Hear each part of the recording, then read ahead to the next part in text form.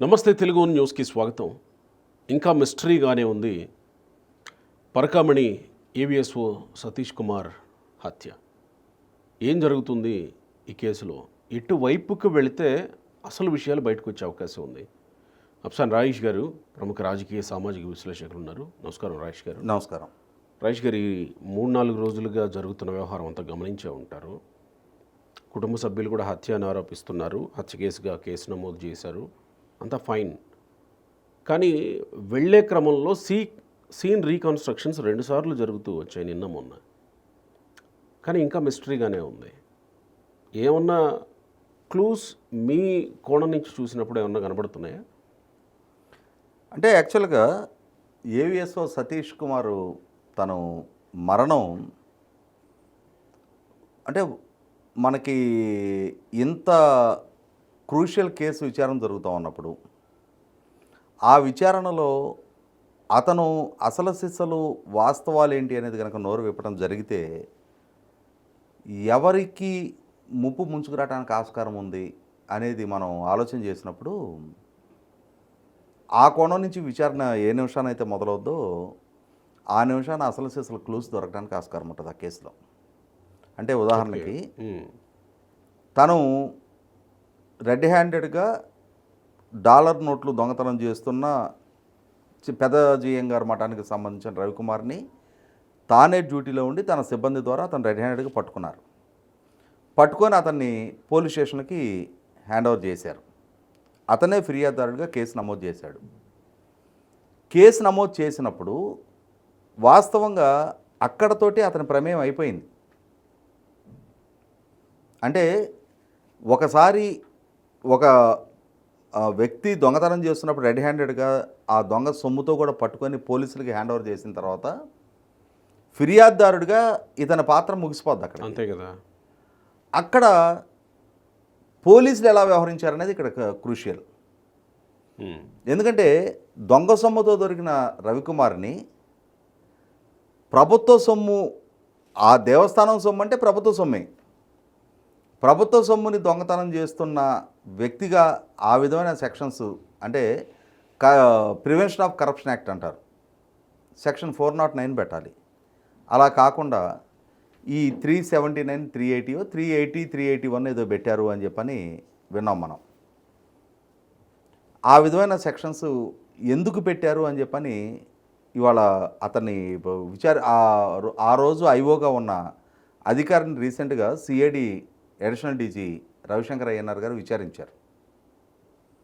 అంటే ఇక్కడ పోలీసులు కొంత సందేహాత్మక పాత్ర వాళ్ళు పోషించారు. రెడ్ హ్యాండెడ్గా దొంగ సొమ్ముతో దొరికిన వ్యక్తికి 41A నోటీస్ ఇచ్చి పంపించారు. నాన్ అవైలబుల్ కేసు 381 అనేది.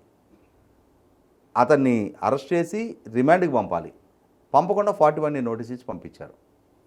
ఎందుకు అలా వాళ్ళు చేయాల్సి వచ్చింది? వాళ్ళు సొంతంగా తీసుకున్న నిర్ణయమా? ఇక్కడ సతీష్ కుమార్ వైపు నుంచి ఏం తప్పు జరగలా. అతను తను పట్టుకున్న వ్యక్తిని పోలీసులకు హ్యాండ్ ఓవర్ చేశాడు. కానీ అక్కడి నుంచి ఆ డిస్క్రిప్షన్ పోలీసుల చేతుల్లో ఉంది. పోలీసులు మాత్రం రవికుమార్కి 41A నోటీస్ ఇచ్చి పంపించేశారు. ఎవరి ఒత్తిడితోటి పోలీసులు ఆ నిర్ణయం తీసుకోవాల్సి వచ్చింది అనేది ఒక అంశం తేలాలి. రెండోది, పోలీసులు విచారించి ఛార్జ్షీట్ ఫైల్ చేసిన తర్వాత ఫిర్యాదుదారుడుగా ఉన్న రవికుమారే స్వయంగా లోక్ అదాలత్లో రాజీ చేసుకోవటం, అక్కడ సతీష్ కుమార్ ప్రమేయం మళ్ళీ చర్చనీయాంశం అవుతుంది. సతీష్ కుమారు గిరిధర్ అని చెప్పని విజిలెన్స్ అధికారికి ఇచ్చిన వాంగ్మూలంలో నాడు పెద్దల ఒత్తిడి మేరకు నేను నిర్ణయం తీసుకున్నానని చెప్పాడు. ఏ పెద్దలు, ఎవరా వ్యక్తులు, ఏమని ఒత్తిడి చేశారు, ఎందుకు ఒత్తిడి చేశారు, ఇవి వెల్లడి కావాలి అని అంటే సతీష్ కుమారే నోరిప్పి ఏం జరిగిందో చెప్పాలి.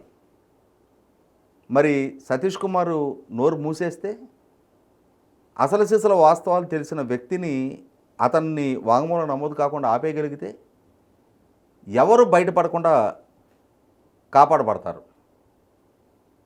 ఎందుకు ఆ వ్యక్తులు సతీష్ కుమార్ నోరు విప్పకుండా అడ్డుకునే ప్రయత్నం చేశారు? ఆ కోణం నుంచి విచారణ జరపాల్సిన అవసరం ఉంది. దీంట్లో రాకెట్ సైన్స్ ఏం లేదు.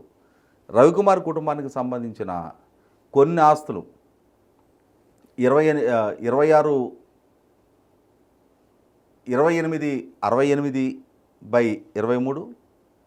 70/63, 71, 72 5 సేల్ డీడ్లు తిరుపతి సబ్ రిజిస్ట్రార్ ఆఫీస్లో అతని ద్వారా గిఫ్ట్ డీడ్ టీటీడీకి దాఖలుపడినాయి. చెన్నైకి సంబంధించిన ఇంకొక 2 ఆస్తులు, ఇతనికి సంబంధించిన 7 ఆస్తులు టీటీడీకి దఖలుపడ్డది గిఫ్ట్ డీడ్ రూపంలో. ఇతను దాతగా చూపించారు. కానీ అతని కుటుంబానికి ఇంకా ఏ ఆస్తులు ఉన్నాయి, ఎక్కడెక్కడ ఉన్నాయి, ఆ ఆస్తులు ఎవరికి ట్రాన్స్ఫర్ అయినాయి? సబ్ రిజిస్ట్రార్ ఆఫీస్ రికార్డ్స్ ఉంటాయి.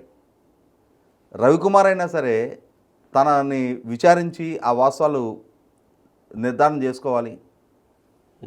అలా ఎవరికి ఆస్తులు చంపండి అనే దాన్ని బట్టి వాళ్ళే ఈ రాజీ ప్రతిపాదనకి సతీష్ కుమార్ మీద ఒత్తిడి పెట్టినట్టుగా వాళ్ళ స్థాయి హోదా నిర్ధారణ అయిపోద్ది.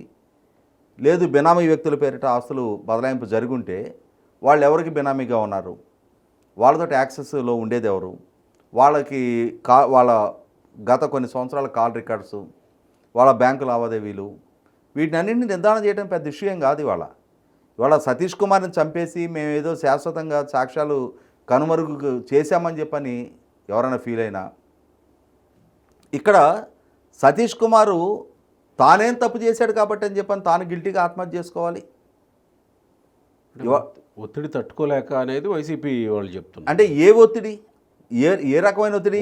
ఒకటైతే వాస్తవం, పరకామణిలో దొంగతనం జరిగింది వాస్తవం. అవును, దొంగతనం జరిగిన సందర్భంలో ఆ దొంగతనం చేసిన వ్యక్తిని వైసీపీ పాలనా హయాంలోనే భూమన కరుణాకర్ రెడ్డి చైర్మన్గా ఉండగానే 41A నోటీస్ ఇచ్చి పంపించింది వాస్తవం.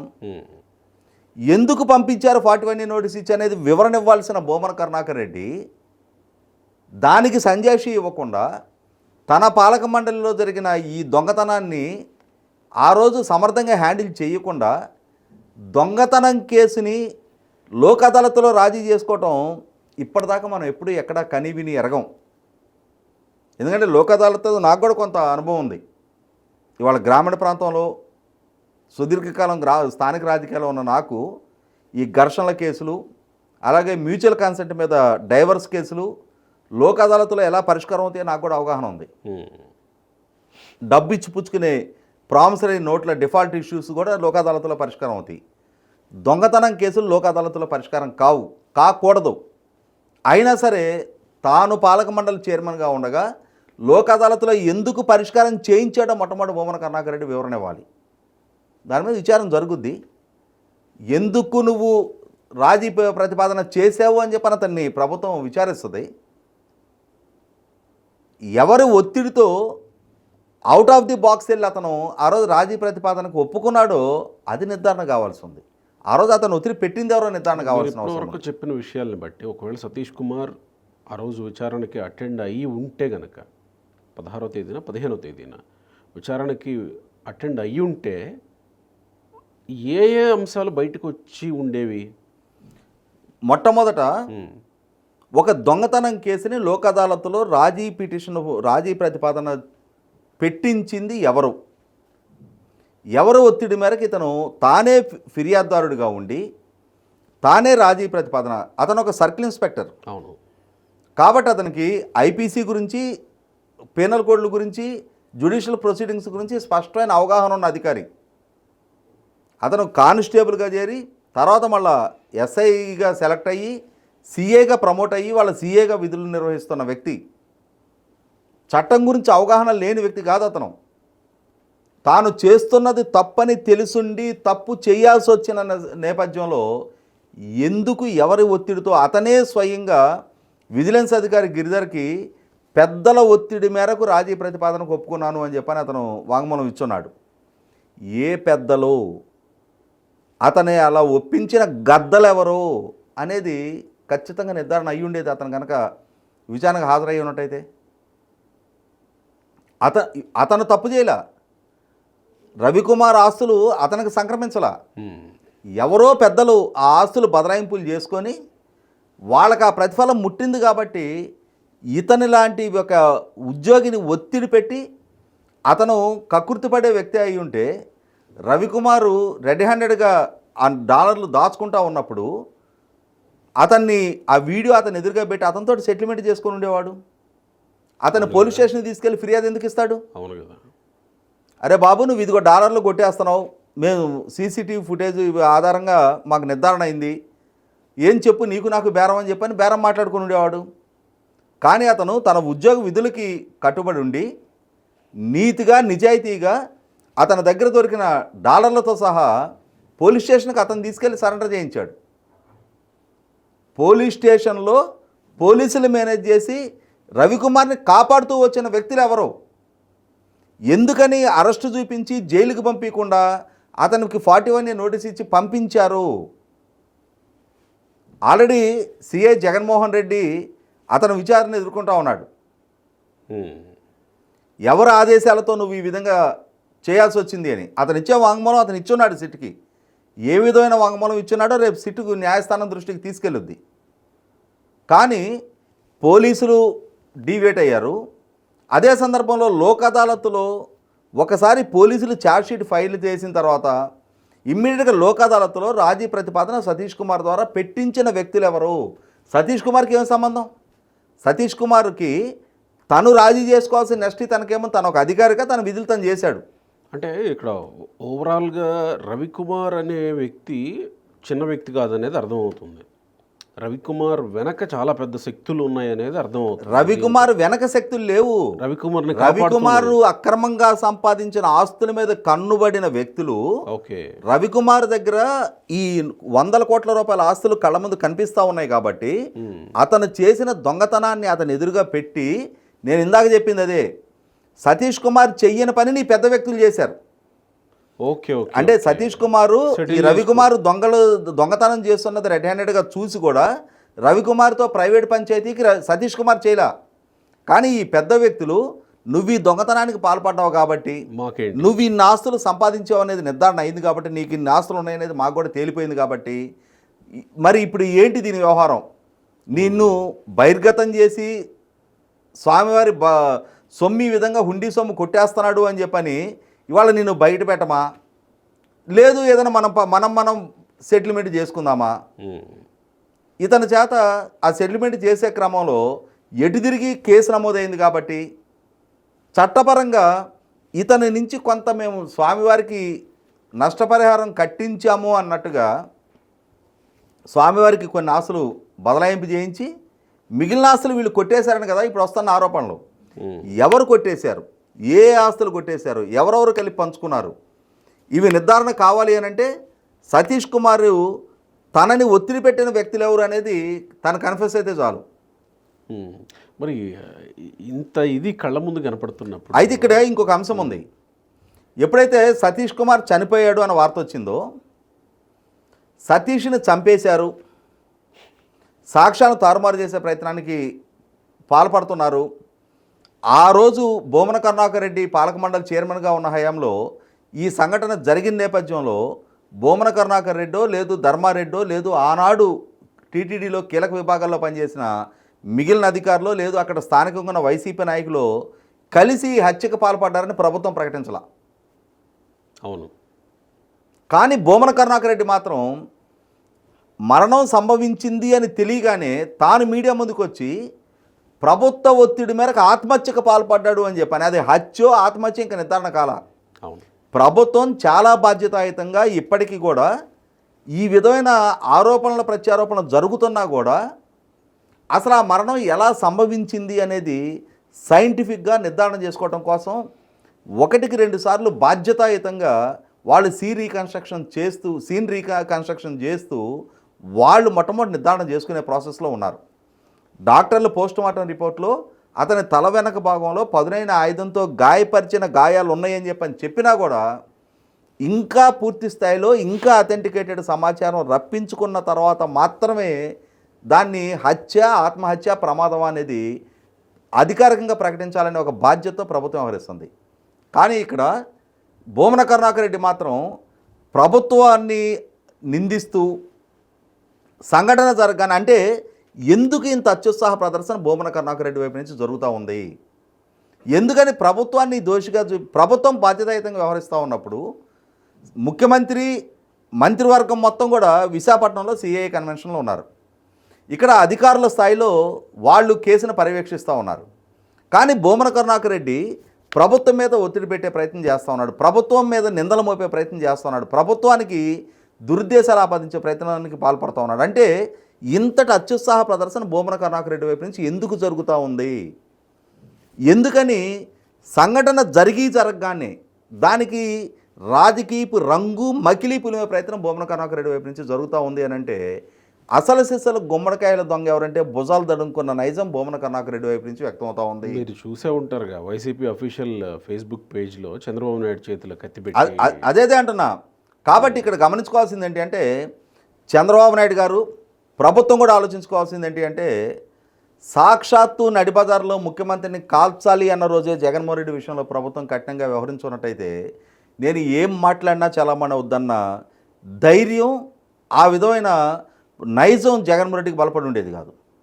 అదే సందర్భంలో నారాసుర రక్త చరిత్ర అని చెప్పిన సాక్షి మీడియాలో రాసిన రోజే రాష్ట్ర ముఖ్యమంత్రి వ్యక్తిత్వాన్ని హన్నానికి పాల్పడుతూ ఒక హత్య కేసు సంఘటనను వక్రీకరిస్తూ ఈ విధంగా తప్పుడు సమాచారాన్ని ప్రజల్లోకి పంపించే ప్రయత్నం చేసిన నాటి సాక్షి యాజమాన్యాన్ని, నాటి సాక్షి సంపాదకీయాన్ని బాధ్యులను చేయకపోవడంతో మేము ఏం రాసినా చలమనవద్దన్న అభిప్రాయం వాళ్ళ సాక్షికి కలిగింది. అలాగే వాళ్ళ వైసీపీ సోషల్ మీడియా కూడా సాక్షాత్తు రాష్ట్ర ముఖ్యమంత్రిని ఒక మరణానికి బాధ్యునిగా చేస్తూ అది ప్రమాదమా, హత్య, ఆత్మహత్య అనేది ఇంకా నిర్ధారణ అధికారికంగా ప్రభుత్వ పరంగా నిర్ధారణ కాకముందే ప్రభుత్వం తన రాజకీయ ప్రత్యర్థుల్ని వేధింపులకు గురి చేయడం కోసం అది హత్యగా ధృవీకరించేసి 4 వైసీపీ నాయకుల మీద కేసులు నమోదు చేసి వాళ్ళని జుట్టుపట్టుకొని లాక్కెళ్ళి జైల్లో పెట్టే రాజకీయపు కక్ష సాధింపు చర్యలకి ప్రభుత్వం పాల్పడకుండా ప్రభుత్వం బాధ్యతాయుతంగా వ్యవహరిస్తున్న సందర్భంలో ఇవాళ ఒక ముఖ్యమంత్రి వ్యక్తిత్వానికి పాల్పడే ఈ మార్ఫింగ్ ఫోటోలతోటి ఈ విధంగా ప్రచారాలకు వాళ్ళు పాల్పడతా ఉన్నప్పుడు 100కి 100 నేను ఇందాక చెప్పింది అదే. ఇక్కడ నుంచే ఇవాళ విచారణ మొదలు పెట్టాల్సిన అవసరం ఉంది.